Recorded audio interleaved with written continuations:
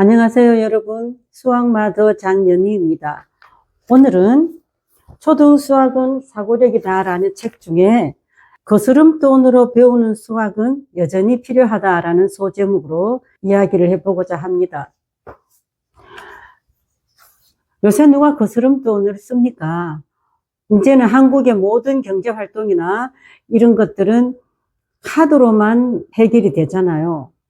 그러다 보니까 애들은 계산을 해야 된다든지 이 물건 값이 얼마인데 내가 가진 돈이 얼마이니까 어떻게 해야 하나 하는 추리라든지 적어도 가늠한다든지 짐작한다든지 그러는 초기 수학 사고력, 수학적인 활동이 다 거세된 상태에서 살고 있는 겁니다.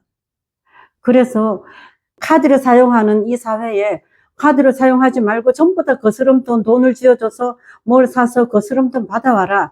이렇게 물리적으로 억압을 시키자는 게 아니라 적어도 어른이 우리 아이들이 수학적인 활동을 하기에는 굉장히 나쁜 상황에 사회적인 변화에 이렇게 처해 있다는 것을 아는 것이 더 중요하다는 이야기를 하고 싶어요. 그러니까 수학적인 상황을 설정할 수 있는 공간이 생긴다는 거죠. 어른들이 카드가 만능이 아니다라는 것을 아는 순간에는 아이들로 하여금 수학적인 활동을 하게 할 수 있는 공간이 생긴다. 경우가 생긴다. 장면을 연출할 수 있다는 이야기를 하는 겁니다. 아이들에게 우리가 아이들을 사랑한다는 것이 보다 빠르게, 보다 편리하게 너는 조금 더 신경을 쓸 필요 없이 모든 것은 엄마가 다 해줄 테니까 너는 오직 학교에 가서 학원에 가서 공책 펴놓고 공부를 하는 그 시간에 몰두해라. 그 외에 너의 불편함은 엄마가 다 해주리라. 이게 안 된다는 거죠. 아이는 책을 펴놓고 학교 가서 학원에서 공부하는 그 시간보다는 그냥 삶에 스며드는 순간에 제대로 공부를 하는 거지. 이런 것들도 한번 재정립을 할 필요가 있다는 거예요. 금방 말씀드린 거는 공부고 그 중에 범위 내에서는 수학이고 그러는 거죠. 그러면은 거스름돈을 우리가 한번 이야기해 볼까요?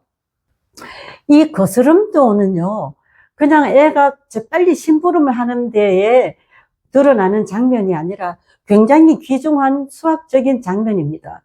왜냐하면 거스름돈은 내가 사야 될 물건 또는 재화라고도 말할 수 있죠. 그러면은 물건과 돈을 우리는 맞바꾸는 거예요. 바꾸는데 이 안에 거스름돈은 이 물건과 돈의 가치를 너무나 똑같게 하고 있는 등호의 환경을 만드는 거죠. 그러니까 애 눈에는 돈이 보이고 물건이 보이지만 수학적 행위는 물건이 가지고 있는 가치와 돈의 가치가 정확하게 같다는 거죠. 얘 눈에는 물건이 보이고 얘 눈에는 돈이 보이지만 수학적 활동은 사고로 이 가치를 갖게 하는 활동이 거스름돈의 활동이에요. 대부분 뭐 거스름돈 그러면 심부름하고 1,000원 하려면은 뭐 500원짜리 하면은 500원 거슬러 받고 700원짜리 사면은 300원 거슬러 받고 이거는 보다 하위 개념의 간단한 연산 700원짜리 물건과 300원짜리 거스름돈이 합하면 1,000원이 된다는 하위 개념의 연산이지만 얘 머릿속으로는 엄연히 어떤 경우에도 같아야 되는 거예요. 그러면은 거스름돈이 정확해야 되겠죠. 필요 이상으로 거스름돈을 거슬러 받았을 때 양심에 따라서 되돌려 주는 것도 굉장히 좋은 가치지만 엄격하게 따지면은 물건이 가진 가치와 내가 받은 돈이 같지 않음에 대한 불편함도 있어야 돼요. 이 불편함이 정확하게 생기면은 양심이 호소할 수도 있는 거죠. 그러니까 뭐 거스름돈 정도에서 무슨 수학적인 가치를 가지겠냐 보다는 이 안에도 엄연한 등호의 가치가 숨어져 있다는 것. 그러므로 우리는 이것을 등호라고 쓰지 동호라고 쓰지는 않잖아요. 근데 동자도 같을 동자를 쓰고 등자도 같을 등자를 쓰죠. 근데 이것은 똑같이 하는 동호라는 말을 하지 않는 이유는 동호는 형상, 바깥에 보이는 것, 이런 것들이 같을 때 꼴이 같다고 할 때 동자를 쓰는 거예요. 그렇지만 등호는 눈에 보이지는 않지만 그 가치가 같다는 것을 인식하는 것. 그러니까 눈에 보이지는 않지만 그 가치가 같다는 것을 인식하는 것은 100% 사고력이에요. 이런 환경을 통해서 사고력을 길러야 된다는 이야기죠. 그러니까 이 사고력은 아이한테 침착해, 똑바로 생각해, 집중해서 들어, 똑바로 풀어, 틀리지 마.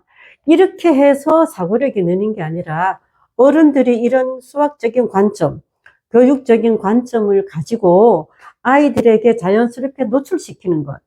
그러면 애들은 이게 공부인지도 모르고 공부를 하는 거예요. 사실은 우리가 공부인지도 모르는데 공부가 되는 거를 얼마나 우리가 갈망하는가 하면은 그런 공부의 방법으로 스토리텔링이다, 체험학습이다, 경험학습이다, 별소리를 다 하는 그것을 총체적으로 말하면 애들은 공부하는 줄도 모르는데 공부가 저절로 되는 거죠. 그러니까 삶 속에서 공부가 되는 장면을 우리가 정교하게 장면을 짜고 연출하고 실행하고 아이들을 적절하게 거기다가 드러내놓고 그 다음에 적절한 상태에서 너무 애들이 힘들 것 같으면은 그만 잘라주고 그 다음 스텝을 다시 연구하고 이런 총체적인 것이 우리 어른들이 해야 할 일이라고 저는 생각합니다. 그래서 오늘은 거스름돈을 보기를 들어서 수학적인 장면이 어떻게 연출되고 거기서 애들이 무슨 사고력이 길러지는가에 대해서 이야기해 봤습니다. 감사합니다.